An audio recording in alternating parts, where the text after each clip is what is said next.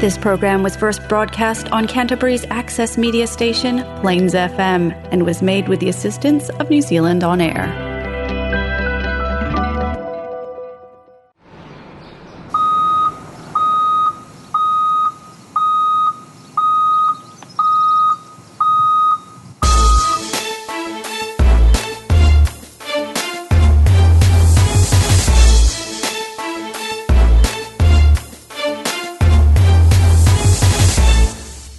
Hi and welcome to the first 2023 episode of Breaking Ground, a podcast about earth-moving machinery and characters in the industry.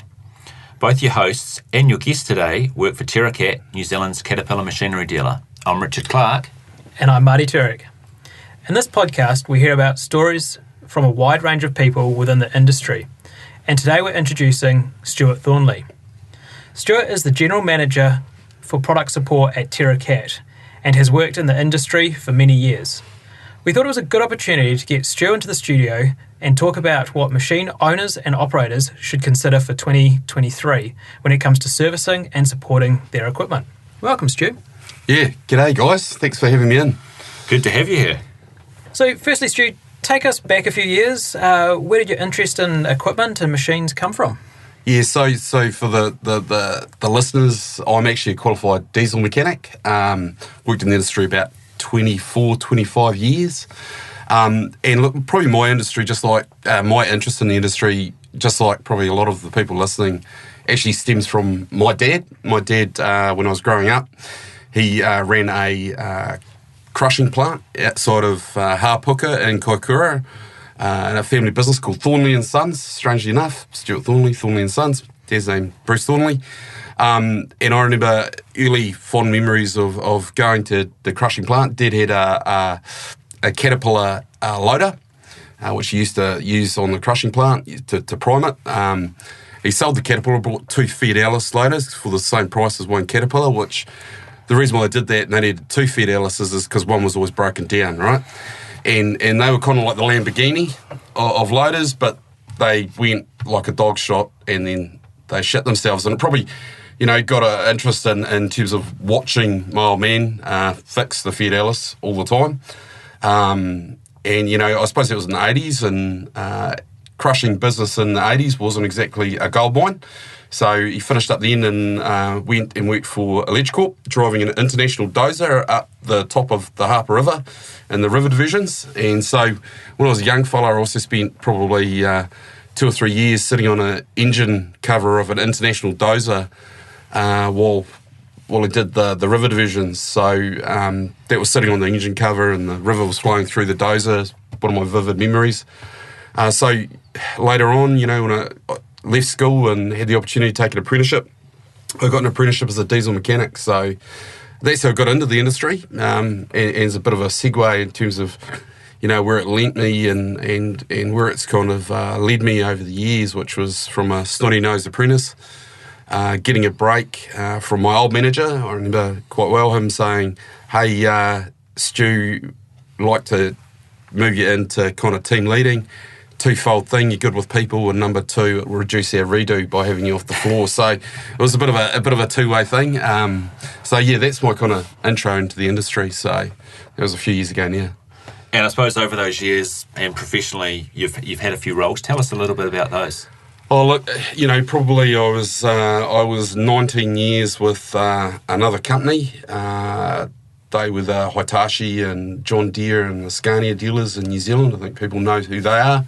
And I kind of worked my way up, as a mechanic into team leader and then as a service manager kind of role and then as a branch manager.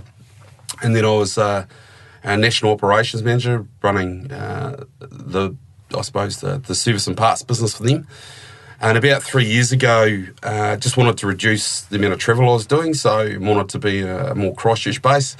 So, joined the Terra team about 3 years ago now as the national service manager, so responsible for kind of service only. When that was kind of, more orientated around warranty, product support kind of stuff, and then Chris Heaton gave me the opportunity to be the general manager of product support. So, that's kind of where I've moved through. So really it was actually starting off as an apprentice, a mechanic, so working on basic stuff when I was a young fella, and seeing the kind of products change that we worked on.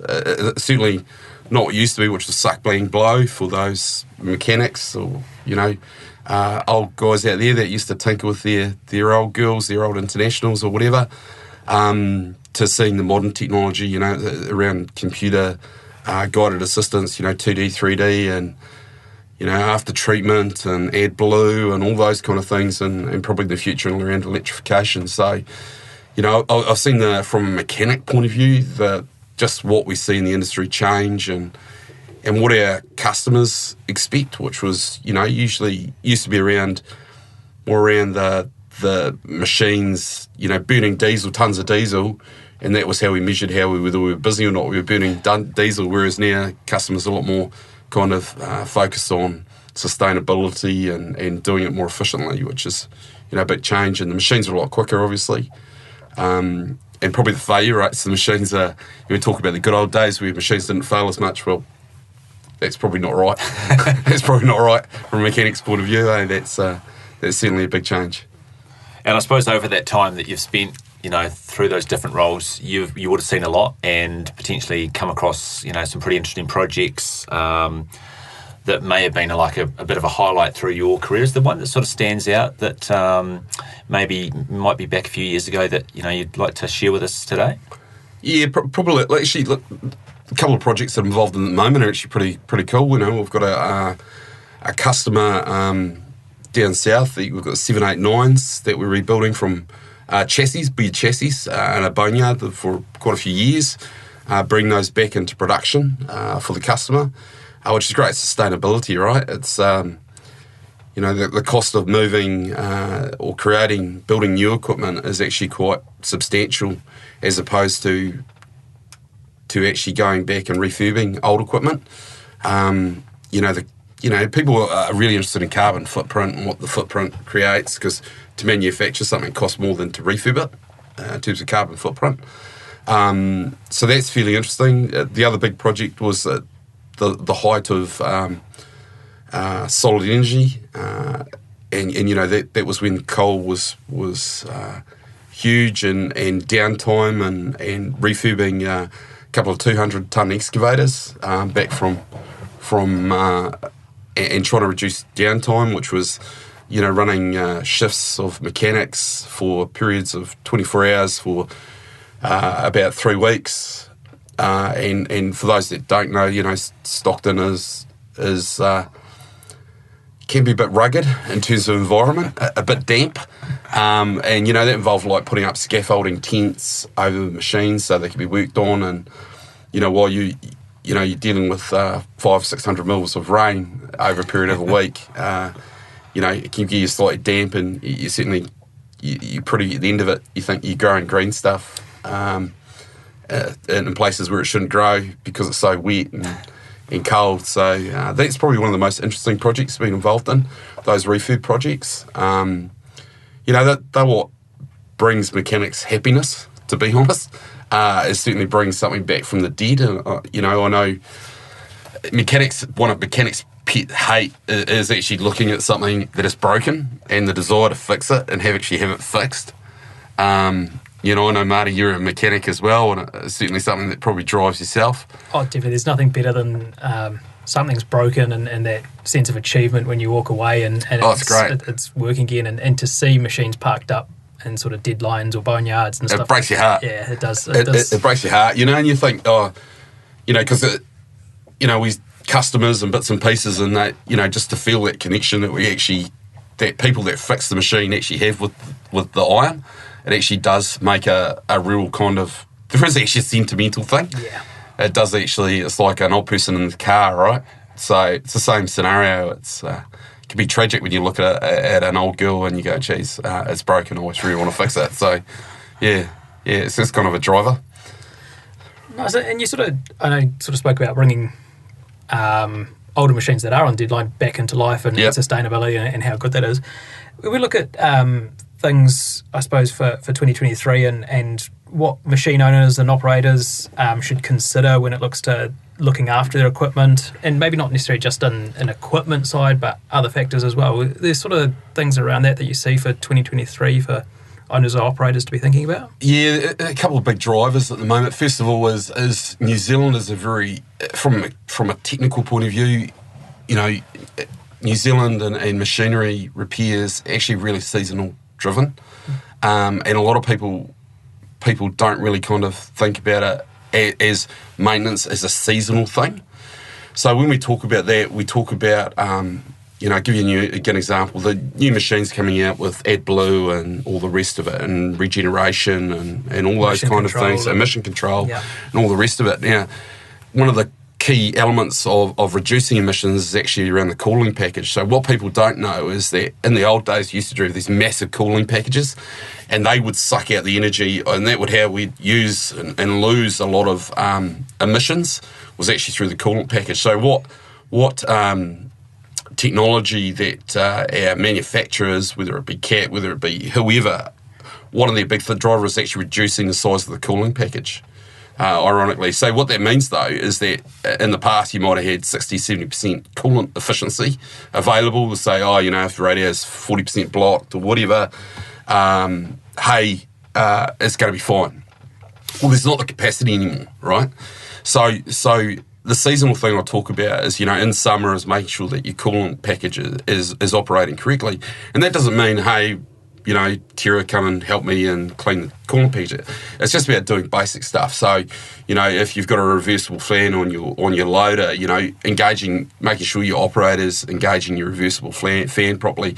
It's about making sure that your coolant, your engine's free of dust and giving it a wash down, once a week. It's doing those kind of things that enable those components that are a lot more stressed than they used to be because there's not the capacity there, making sure that they're done. So if I was talking 2023, I'd say, hey, match your maintenance to your seasonality and be aware of what that does. So, we know that we sell more batteries in winter.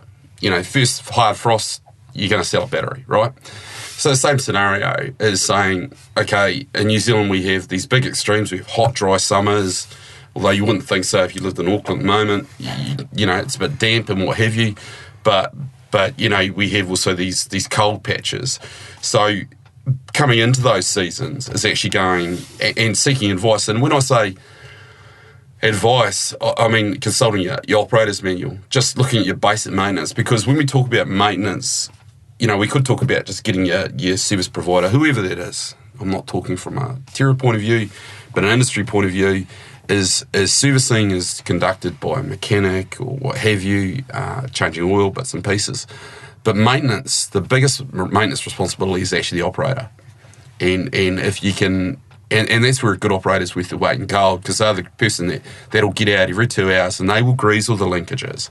They'll be conscious of the fact that it is 30 degrees, I'm moving a lot of material, I'm going to stick 2 pumps of grease in each pin, every couple of hours. And that maintenance, if you can get a good operator, they can actually improve the lifespan of that, that machine. So 2023, I'd say be conscious of emissions and what's changing in the industry.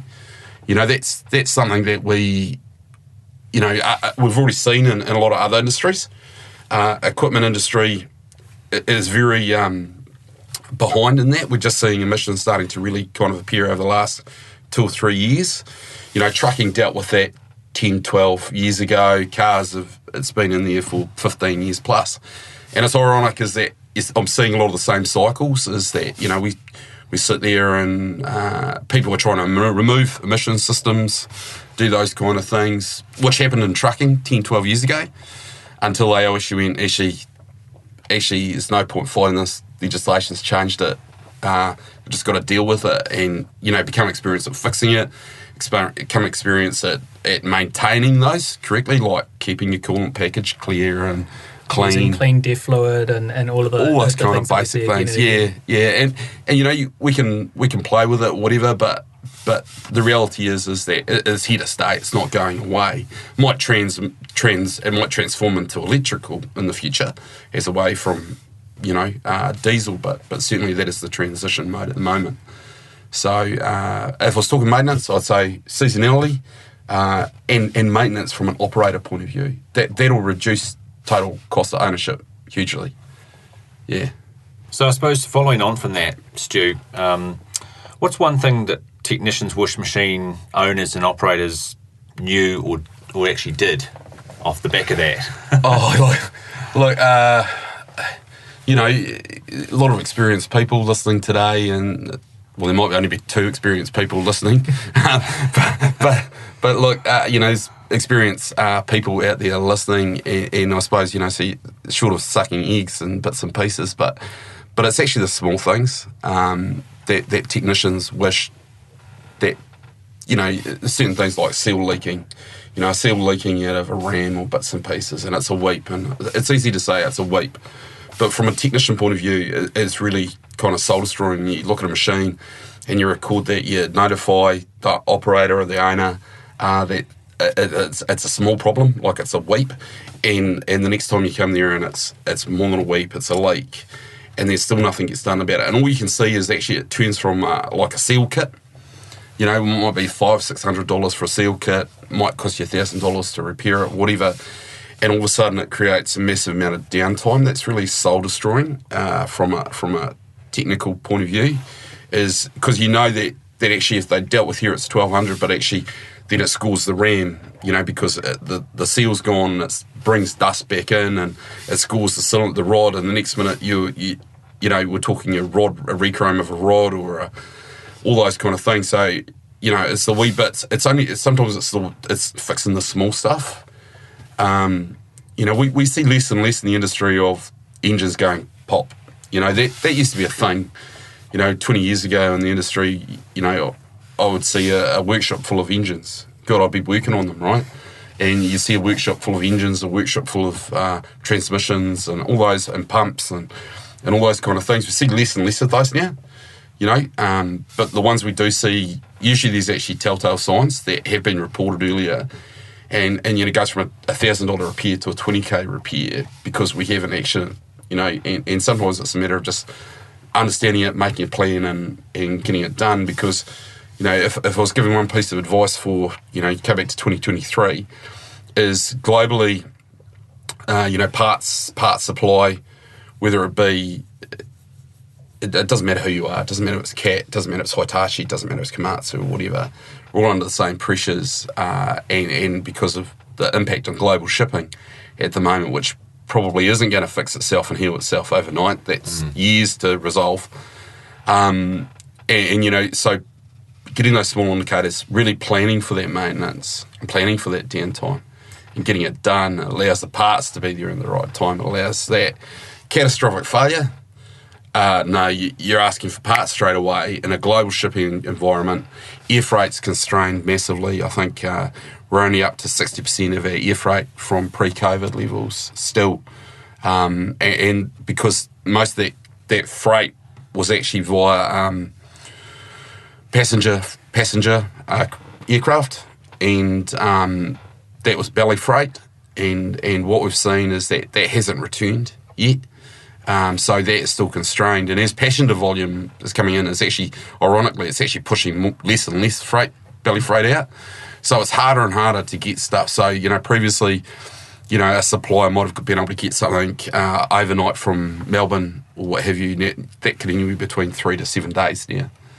That's the impact that we see. So planning, big times. You can guarantee with that planning, you see it so many times in that, and if you go back to sort of a technician side, and that is those little things that you've seen and identified, you can guarantee the day that it does go bang or there is a problem is the worst day, and then it sort of puts so much stress on everyone, whether it's operators, whether it's absolutely repairers or anything. It's just that stress level goes up, whereas the frustrating piece is seeing that go back to it's preventative to start with or could have been caught earlier.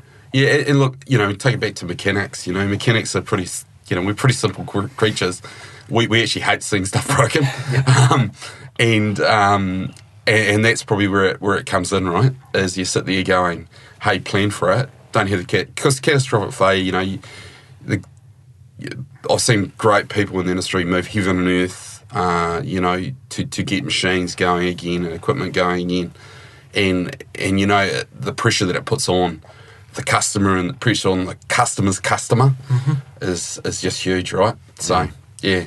No, some great advice. Yeah. And I suppose as a bit of a follow-up to that, is the one gripe that you hear from machine owners and operators that's easiest to avoid? Is sort of a bit of a follow-up to what we talked about just before? A gripe, machine operators, owners, it is probably from the other side is that the one gripe they would have in terms of delivering is not telling them that it needs doing. So communication, right? We always talk about good news or bad news, right? You deliver good news or bad news, but it's about communication, and it's something I think everyone struggles with. It's an easy thing to say, communication, but it's something everyone struggles with, and everyone should try and improve on. We all try and do that, and so biggest gripe I hear from customers is why didn't you tell me it was going to be delayed, or why didn't you spot that, or bits and pieces. You get the emotional side of it. Something goes bang in a bad way, and there's the frustration that comes through is pretty loud and clear, but we can only just try and get it going as soon as possible. So yeah Just about having those conversations, isn't it? So it is. Yeah, it is. Communication, right? That's definitely it. So just going back to a little bit around servicing and maintenance, stuff like that. So all servicing is obviously not created equal. Tell us about some of the differences that operators and owners should sort of look for when having equipment serviced by different service providers and things like that. Yeah, good question. Because it's really easy to say, always get your servicing done by your OEM and bits and pieces. And the first thing, there's financial pressures as well. So understanding those and bits and pieces. But there is difference. And most of it actually comes around to information, access to information and information that can expedite the repair, information that ensures that your repair is the most modern and the most up-to-date. Getting also your OEM backing as well. So most OEM have the facility that, if you go to them with something, if it is a known repair, they can give you a known repair solution. Those kind of things. The other thing is it's easy for us to concentrate on what they call unit cost, so that is each individual item or labour unit is cost. But what you want to be looking at is total value.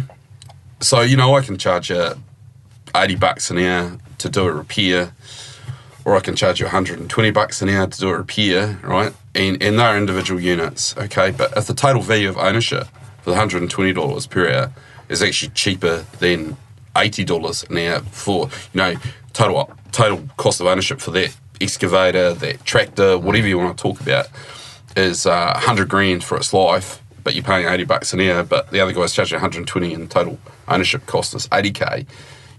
You got to look at it there, and it's access to information, it's access to tooling, it's access to the most modern training of those people. So it's really around packaging, but understanding that customers have their own workshops and bits and pieces. So for those guys, it's about looking at partners who can partner with someone who can support their own, so they can tap into that support. That's what I would say, and not all servicing's the same. Change it, mate. When I was a first year apprentice, I could change the oil and replace the filter. But when I was 7 years on in my career, it was changing the oil filter and then spotting the fault that was going to cost $20,000 more. And that's the value, right? That's the value. Or making sure you got the right oil and the right filter. Well, that happens too, right? That is, and no joke, that can cost a lot of money. And I've seen it happen. If I haven't, I've seen a lot of those faults happen throughout the industry, through my career. Basic faults that you kind of go, geez, how did that happen? So. So you've sort of spoken about, we briefly touched around training there. The development of technicians is definitely something that's close to your heart, and we sort of see that quite often. Explain how this is better for service delivery and that piece for machine owners and operators as well. Look, apprentices number one are our future, and apprenticeships are probably one of the least valued things, certainly from a school leaver's point of view. Schools still struggle to put value on apprentices, whether it be, I talk about it from a technical, mechanical side of the trade, but whether you talk electricians or plumbers, same scenarios, they're one of the least valued, and same with trade. And I suppose, a trade or a qualification, when I did it, was 4 years, and it was roughly 5 years to do my A grade as well. But you only had to, I talked about earlier, it was pretty simple back then. It was transmissions, it was engines, it was suck blend bow, turbos, those kind of things. Whereas input now into developing and training an apprentice, it isn't a 4 year or a 3 year, it's actually a 7 year process. They might get their qualifications 3-4 years still, but it's actually a 7 year process, because they have to learn about things that we never used to do, like ECMs, which are electronic control modules. It's, electronic injectors, it's DEF, it's CAN bus, it's all those kind of things. So the input we have as an industry to developing the future is actually really crucial. And that's not they say that it takes a village to raise a kid, right? And it's very much like that with apprentices. It takes good customers, it takes good people in the industry, that are out there training apprentices to contribute to this massive hole we've got industry-wide. It's horrific, and it's not getting any better, it's getting worse. And I suppose, that journey to train an apprentice can be, 3 years to get them through the qualification, but to actually make them someone that can carry out, that's 7 years in the making. And it is a big investment, and it's the right thing for the industry. And if I was saying a message to everyone in the industry is train more, is bring more apprentices on, get in the local schools and bits and pieces like that as you can, and trumpet the industry, and you say mechanics, but we talk about the same scenario with even operators and bits and pieces. We want the people that turn up on time in the morning. We want the people that can read a manual and bits and pieces like that. The industry wants those kind of people as well. Customers want those kind of people as well. And I think we probably don't have enough voice in that education space to actually say it's actually, yes, you can go to university, yes, you can do whatever, but why not join an industry, and say it's actually a viable option, and say, yes, not everyone can be a lawyer. I don't think we all want to be lawyers, right? I think the world needs less lawyers. But we want to have more tradespeople, more operators, more people that contribute to that, right? Because it's, utopia, right? Best mechanics in the world, best operators. What are you going to have? You're going to have, I say mechanics, but we're only a little piece of the puzzle. Operators, good operators, reduce machine costs, right? And that's what actually everyone, like I said, pet hate for mechanics is seeing broken machinery. So you actually don't want that. You actually want great operators. You want those kind of things. So, and I think that stems from attracting the right people into industry, as opposed to, not being, the glory, a lawyer or And I think that's part of it, as well as I look back to when I started my apprenticeship, looking at what I thought I was going to be doing then to looking at it now. And I think there's a big piece in the massive size of the industry. It's no longer just such a small part where you think you're going to be working on excavators or just dump trucks or whatever. There is such a broad range of product, which comes back to that upskilling piece. You can't learn everything, and you can't know everything in the industry anymore either. No, and we talk about it in the context of mechanicking at the moment, but electrification is staring us right in the face now. We have a huge power systems business as well.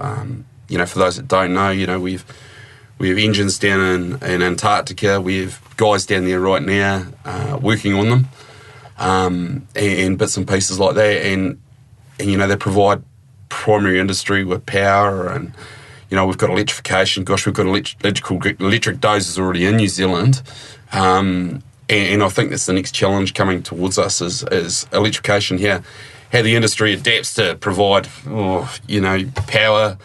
Going away from, instead of a diesel truck filling up, how do we plug it in? How do we repair it? How do we deal with it, in terms of even operators, so they don't stick their finger in the wrong hole and get themselves a belt, right? So, those things are coming. And back to that thing about apprentices, like I said, suck, being blow 20 years ago, I've got no electrical power, just wind the pump, hydraulic power, just wind the pump up, to I've got a truck with an alternator that is purely powered, that is purely electrical, and that, so operators and, that's something else they're going to have to manage and learn, which is a real challenge for us. Definitely, and I think as well, there's electrification, there's, to talk to machines and work with machines now, you need sort of a very heavy IT base. What about some of the technologies that you sort of see? Obviously, you touched on electrification, that are coming that will make life easier for customers. So rather than just sort of the mechanics perspective or that side of it, what's going to affect for customers? Yeah, so probably one of the big ones is this increased focus on safety, okay? And ultimately, the industry still sees rollovers and those kind of things, with the forestry industry and what have you, and how do we remove operators from it? So I think probably one of the biggest changes is remote operation for excavators. We've already got a unit out there. I'm not going to say where, but that it's essentially it's remote control, right? We've got an operator sitting in safety, and the excavators working in a condition that is, there is dangers there, and it's just about removing all of those. It's well contained, and I'm not saying that it's unsafe. Certainly it is very safe, but it's just about removing the operator there. We see that in our forestry industry as well. How do we remove the operator from the machine? So he's still operating the machine, but he's doing it from the safety of a skid site, as opposed to on a steep incline, with a tethered machine. There's still the tethered machine, but that's probably the biggest change is that autonomous stuff.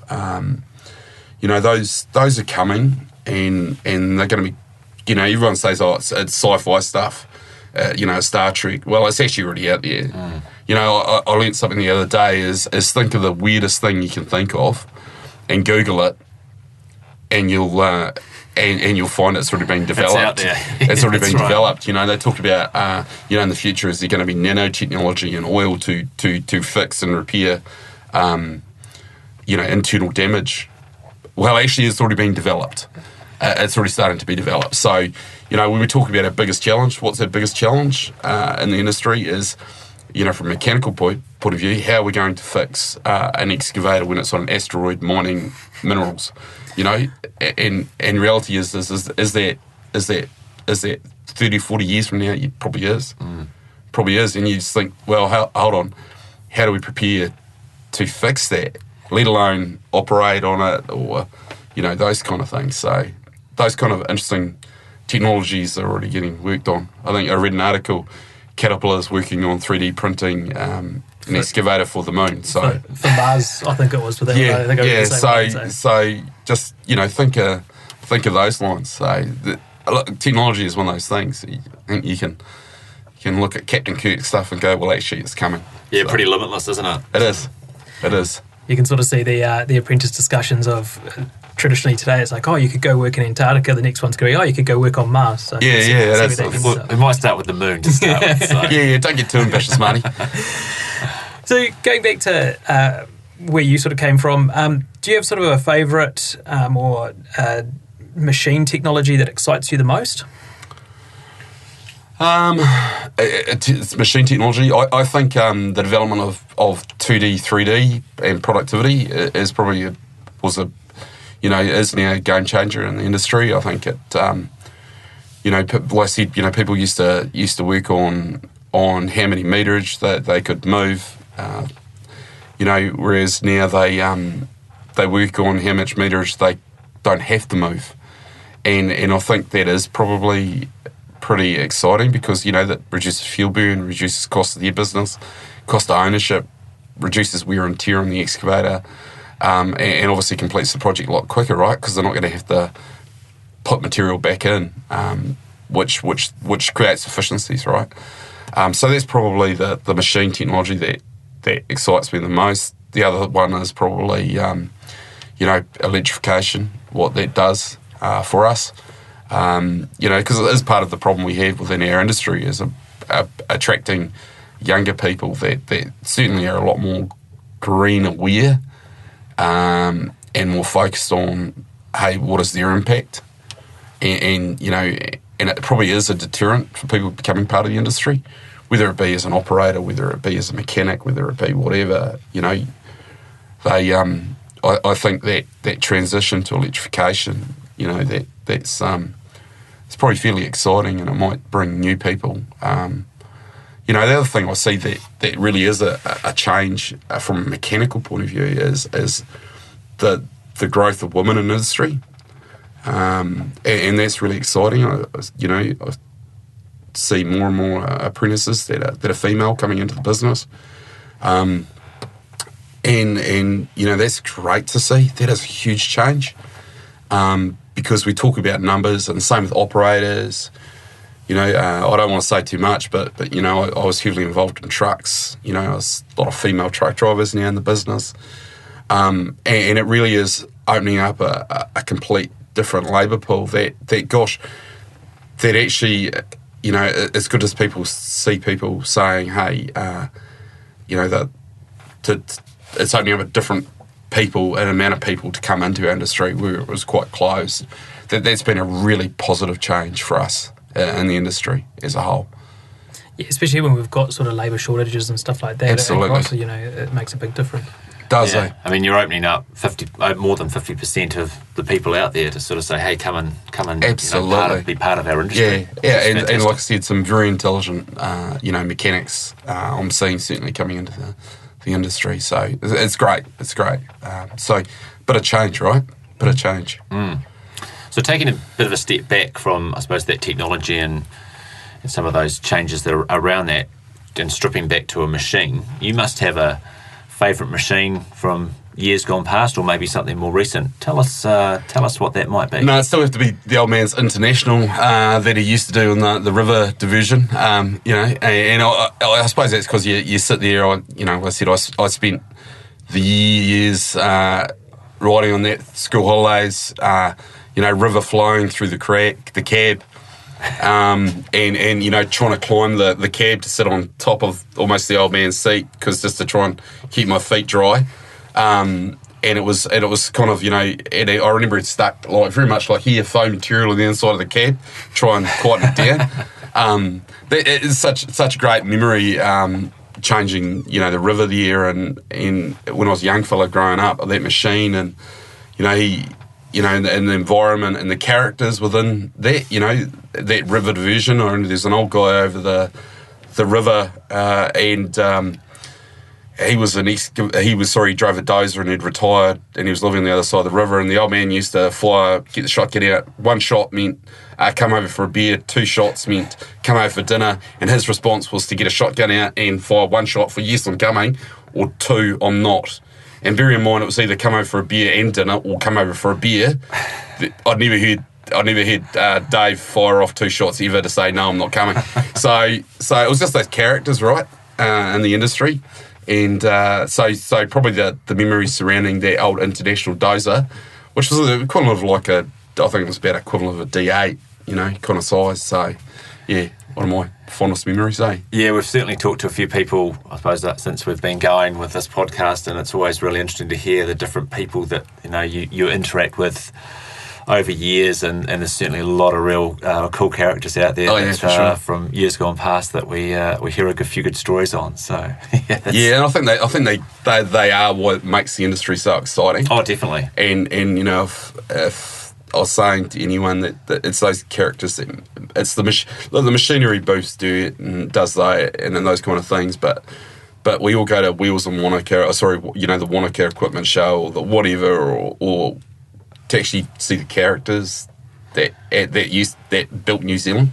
Yeah, and we'll obviously be down there again in Easter of this year, and it'd be good to bump into all of those characters again. Yeah, I'm sure they'll have some great stories. Oh, yeah, definitely. Yeah, some of them might be discussed at the pub later on that evening as well, so I can imagine that'll be a fair amount of tales spun. Now, I suppose just changing tact a little bit, from your perspective, what do you see as the biggest misunderstanding you come across about, I suppose, the industry in general, our business, or machinery? Oh, probably the one that I probably hear a lot of is around the machines aren't reliable as they used to be. Look, that's not the case. I think they're a lot more reliable. I think the issue is that they're a lot more expensive. Well, you have to put more, to be honest, eggs are more expensive than they used to be, right? So you have to put it in a little bit of perspective. But the machines are a lot more reliable than they used to be. And they're not getting less reliable, they're getting more reliable. And that's the biggest misunderstanding. The thing that when they do misbehave, it does cost. And that's probably actually because they're just a little bit more complex. The biggest one I hear at the moment is around emissions. And like I said, that's something that as an industry we struggle with. But it's not anything that the other industry hasn't dealt with already. We're just coming to that now in our equipment industry. But probably the thing about reliability, right, is, we would say, in the past, hey, I'm getting, I'm unhappy because, I'm stoked because my pump's done 10,000 hours. Now in our industry we go, 12,000 hours would realistically, a lot of machinery should be doing up the pumps. Well, in the old days, 10,000 hours, you got 10,000 hours, it'd be a high five all round, but they were a lot more simplistic, they weren't stressed as much. They weren't, you're getting a lot more performance out of it. Yeah, you're moving a lot more dirt and those kind of things. So productivity and everything, they're actually getting more reliable. That's the common misconception, is that modern machinery is less reliable than old machinery. It's more complex, and that's probably the biggest thing. You can't go, I've had a cylinder fall out, I'm just going to remove the conrod and the piston. That doesn't quite work anymore. You can't do that kind of stuff. But that's probably the biggest misconception of the industry, and also, like I said, that people aren't as trained as much or as good as mechanics as they used to be. They've actually got to learn more. That's right. It's a lot wider. The depth of knowledge we ask from these people is a lot wider, and like I said, we're not, and it's a lot more complex. So it's not as easy as it used to be. So, those mechanics' worst fault at the moment is someone coming in and going, I've got an electrical fault and it's intermittent. That's just about, that's horrific. From our point of view, it's easier when a customer goes, I've got a problem and there's metal everywhere and it's blown up and it's on fire, because you go, that's the problem. And whereas someone goes, what is the problem? You go, it's an electrical problem, and you're looking through a loom of 400 wires, and you're looking for a nick that is approximately 0.5 of a mil, and is causing a shortness because it's got a little bit of water in it, and you're sitting there going, well, why didn't you fix it? It was only a nick. Well, mate, it brings us to tears there. It brings us to tears, mate. So, going through your career and stuff like that, you must have learned a few things along the way and stuff like that. But as part of that, Do you have anything as far as the sort of the bad side or anything like that? Any sort of mistakes or failures that you experienced? Or are you asking me about my redo in the past, We're mate? going straight to I your think redo. we're going there. Yeah. Are you going there? I think we're going there. But more just for sort of definitely young people coming into the industry and that sort of thing, mistakes always get made, no matter how short or long your career is, but it's about what you sort of learn from them. So what's some of the pieces around that, around what you've learned from some of those mistakes and things like that? Yeah, what mistakes that I made? Look, I'd say first of all, probably be really cautious about the pie that you choose and the pie warmer. What the hottest one is. It's probably the biggest mistake you make really early on in the industry is getting a pie that's too hot. Always blow on the pie. Always blow on the pie. You never just can, because it's thermonuclear in the middle. No, look, I think probably what I would say to young people that are looking at customers and everyone else looking at getting into the industry, you got sons or daughters that looking in the industry is if you think you're going to get away from doing bookwork, you're not. And if I could go back in time, I'd actually say to my young self, do your bookwork, Thornley, get it done. Yeah, don't 21, and you're rich because you're getting paid $5 an hour, because that's how much I used to get paid when I started my apprenticeship, $5 an hour. And that would buy you a $2 handle at Nancy Hancock's all day, every day. And I'd say, spend less time doing that, more time doing your bookwork to get through it and understand it. I'd also say understand where the industry will get you, because the industry won't just get you, working in the same place. The industry, whether it be as an operator or whether it be as a mechanic, will take you globally. And if there was anything I'd say is say yes, do my bookwork, and blow on the pie. Well, that's some good advice for your 18-year-old self back in the day. So. He wouldn't have listened. He wouldn't have listened, mate. He wouldn't have listened. He'd be too busy doing elephant helicopters. So, anyway. So probably just to finish us off, you sort of touched on, our skills shortage and things like that, looking at the technologies that are coming. Are there any other things that you see as being like sort of the biggest challenges coming in for the industry or anything like that? Oh, look, I still think it's public perception of the industry. We support all the industries that people go, oh, you shouldn't be involved in that.